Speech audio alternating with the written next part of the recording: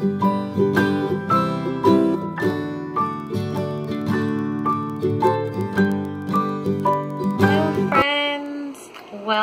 to the schoolroom, which right now is doubling as the seed starting station. I decided to take today to show you all my garden plans. Hopefully we'll be getting stuff into the ground next week, maybe the week after if it doesn't warm up as quickly as it needs to. But I wanted to show you what's in the works and what we have planned for the whole year. So we will just start and go down the whole row, and I'll show you what we are direct sowing as well. This is in our schoolroom. You usually see me filming in here with the maps and things for the background because the windows give me a decent natural light, but it's also a great place. This bar we have with high stools where the kids have an option to do their schoolwork is also a great place to keep this out of the way of little hands. And we were able to set up a light system hanging from the ceiling so we can adjust the height as needed. So, our onions, I started a whole bunch. I don't even know how many, but they're in this long rectangular pot. There's a bunch, and those starts are hopefully going into the ground this week, as well as a bunch more seeds, the rest of the seed packet, for a second crop a little later in the season. And now we have, this is butternut squash, it's labeled there. I don't do anything fancy. And that is watermelon. Both of them were just started this past week, so they should be sprouting in the next day or two. But the rest of what we have in here are, these are 3 different kinds of tomatoes. We have, let's see, 1, 2, 3, 4, 5, 6, 7. So we have 7 beefsteak slicing tomatoes. We do organic seeds, but we do like the beefsteak variety for our slicing and sandwiches and things like that. And then we have 1, 2, 3, 4, 5 San Marzano plum tomato plants, which I use for canning and sauces and salsa, things like that. And this is a fun new thing this year. I don't know if you can see the tag there. That is a tumbler tomato. That is something that we're going to put in hanging baskets on our front porch. We've never done it before, but the tumblers are a variety that are specifically made for small places, and they're made to tumble instead of going upward. So they're great for hanging plants. So that is the plan. And here we have peppers. We have 7 regular sweet bell pepper plants going, and we have 4 jalapeno, and we also have 3 that sprouted, and I replanted that pot right there with 2 more seeds. We'll see if it sprouts. But those are lunchbox peppers. Lunchbox peppers are tiny little, super sweet and delicious. This is the packet. They're tiny peppers that are so yummy for snacking. We got them. This is the Sweet Baby Bells, it calls them. We got lunchbox peppers in our CSA basket last year, and we loved them. We are not going to be doing the CSA this year because even though we loved it, and I would recommend Broad Fork Farms to anyone, I will include a link to their site in the info box below. But it just was so far for us to get there, and it just was an hour in the middle of my day round trip, and with so many little kids, it wore on me quite badly. So we're just a little too far away, so we're not doing that this year, unfortunately. But we wanted our own lunchbox peppers, so we scouted them out. These little pouch things here, I have never planted in these little pods before, so if you have, let me know, because this is brand new to me. These came as a sample inside something else that I bought as for planting supplies. So I decided to give them a try. We planted marigolds in there. As you can see, there's some coming up. There's some there. There's a couple bigger ones down there. They're all sprouting so quickly. And those two over there are marigolds. These are marigolds. The marigolds shot up so fast. We will be planting those all over the garden because we love them. Pardon the kid noises. You know how it is. But these are the ones that we have seedling starts. I also have a packet for more to direct sow when we actually put our plants in the ground.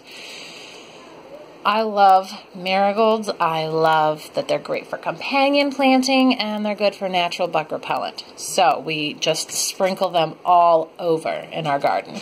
This is lavender. I planted 6 to begin with. 1 came up. 1! It's growing slow, but it is doing well. I'm so excited. These 2 are replants of lavender. I'm hoping to see at least 1 shiny green head from each one in the next 2 weeks or so, because they take 2 to 3 weeks to sprout. These are zinnia. These 3 pots there, we have 5 from them. There were 2 in each pot, and this one has just slowly gotten sadder and sadder and has now died. Don't know what's up there, but my number 3 baby she saw the packet of zinnias here when we went to the nursery for some bone meal, and she had never seen them before, and she said, "Mama, please, can we find space for zinnias?" So we got zinnias. Those 6 starts we will put in the garden, as well as some more seeds directly sown amongst the beds, so we have a variety. I planted catnip. It did not sprout. I planted it again. We will see. I heard that the catnip is great for, was it repelling bug or deer, I think? I don't know. But the kids wanted catnip just to put in a planter for the cats. So we're trying to grow it, but if it repels deer, that would be amazing because we've got deer problems here. These 10 babies here, nothing has sprouted yet, but they were just planted this week, so there's time. Those are basil. We are companion planting basil with our tomatoes. So our plan is to do a bit of a diagonal pattern with the tomatoes, and then in between each spot in a similar but opposite diagonal pattern will be the basil. They are companions. They grow well together. They help each other. And they also taste good together, and we love basil. So that is the plan. See, here we have another butternut squash. You saw one down there. That is the only watermelon we're doing. It's just a fun thing for the kids. But butternut squash is there, as well as here. There are 2 seeds in here and 2 seeds in the other. This is our first year doing butternut squash. We are excited. We're hoping to get a good yield. We will see. If you know if there are any nuances of growing butternut squash, I would love to hear it, because even though I grew up helping garden in massive gardens for farmers markets that helped sustain my family as far as income when I was a child, we never grew butternut squash. We did acorn squash once in a while, but never butternut. So I am a complete noob here. So let me know if you know anything tricky about butternut squash. And these other 3 pots here, there, and there, that have not sprouted are zucchini. They just went in. There are 2 in each pot. We love zucchini. I love to freeze it shredded, and I like to dehydrate it, quarter the big ones, seed them and quarter them, and dehydrate them to put in soups and sauces and things during the winter. It is so easy, and it's yummy. Minestrone year-round. And the dog is mad because I have the gate up so he can't come in here. But these are the things we have started, and like I said, these are the 2 lavender. Hopefully they will come up. Now, for what we will be planting directly in the ground, we have beets. These root things, we're going to try making seed tape this year. I've done a lot of reading about how good seed tape is and how easy it is to make, just as far as spacing and not wasting seeds or having to thin things out. So we're going to give it a try. We have beets. I like to eat them fresh and in salads and things, and we like the greens. But I also want to try pickling and canning beets this year. I'm excited to try it. We have radishes. We love radishes. There actually are a ton of little cherry bell seeds in the bottom of this packet. It's just how I rolled it up. But we are excited. We love the radishes. We like to roast them and eat them fresh. And the guinea pigs love the greens. I had no idea. Guinea pigs love radish greens. Every time we got radish greens from our CSA last year, the kids were so excited because Reepicheep and Trumpkin could get fresh radish greens. Also, this, I don't know if you can see that, is a sample that came with some other heirloom seeds we got, the tumblers and those carrots I'll be showing you in a second. These are free. A sample of just classic non-GMO daikon radishes, Japanese daikon radishes. I was so excited because I had contemplated getting daikon seeds because I would really like to do my own kimchi from things that I've grown. I'm not doing cabbage this year, but cabbage is really easy to get around here inexpensively and organic, certified naturally grown, stuff like that. So I really wanted to try at least growing my own daikon, but in the end, I didn't go for the extra expense. And then when I got this sample, I was so pumped. I got my fancy heirloom seeds from an Etsy shop called All About Seeds. It is an awesome little shop. You should check it out. I will link it in the info below. This is the other thing I ordered from them, besides the tumbler tomatoes right there. These are rainbow carrots.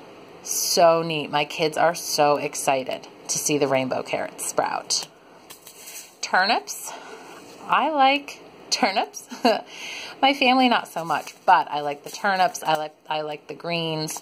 So we're just going to use up that packet, and then we probably won't plant them again just because I can only eat so many turnips.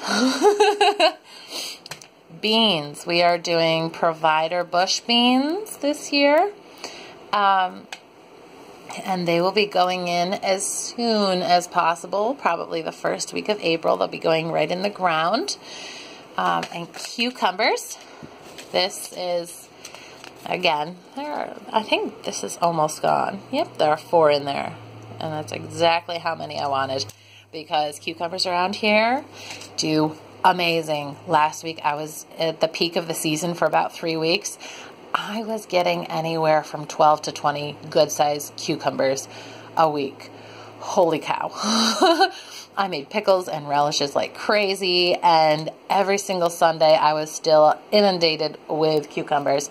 So I would put a shout out to a bunch of my mama friends from church and be like, who needs cucumbers? I am bringing a box full to church. Whew. So this year, only 4 cucumbers plants. We are planting nasturtium with them. I am excited about that. We haven't grown nasturtium before. More marigold seeds. The kids also, I believe my oldest saw this at the nursery and asked if we could plant calendula, which was so neat because I had contemplated it and in the end nixed it because I just didn't know if I could commit to really using it properly. But I mean, come on. My kids wanted it and I had wanted it, so I can't really say no to that. So if nothing else, we will have some gorgeous flowers. And maybe by the time they're ready to harvest, I will have gotten my act together and we'll be ready to do something beneficial with the flowers because there's so much you can do with calendula. More zinnia, like I said. Catnip, we'll probably put some in a planter outside just to see if we can get it to grow if nothing sprouts there. This is parsley. We have a raised bed outside for the parsley. I haven't gotten my, cilantro seeds yet. I realize going through all this, I don't have my cilantro seeds yet, but we are direct sowing that into another raised bed. And we will be getting rosemary starts because I've tried several years to start rosemary and I am awful. So I'm just giving in and buying starts this year. Lettuce is for another one of the raised beds. I have put it in the regular garden before and it just got dry so quickly and bolted really quickly. So we're going to try putting it in a raised bed this year, a little box planter that we made with reclaimed wood to see if we do any better. If nothing else, we won't have to buy romaine for a couple of weeks for the guinea pigs, because they'll have this. And now for the other gardening. We do a sunflower house every year, and I will have to do a video about it. But mammoth sunflowers, so the rest of the packets from last year, and we like to do sunflowers and pole beans. The pole beans so far we haven't gotten anything from them. I'm hoping with a little extra mulching and tender loving care this summer, the pole beans will do something. But they are really cool to watch them just vine around the sunflowers as they grow up, up, up, up. They're super fun. Hang on, buddy, I'll be right out. And now, this is kind of our fall garden plan. When our green beans are done, we will be putting pumpkins in their place in the garden. And that will probably be about June that it'll be done, maybe July. But that will be plenty of time with our first frost date usually coming the first or second week of November. That gives us plenty of time for pumpkin harvest. So we're excited about that. And Brussels sprouts.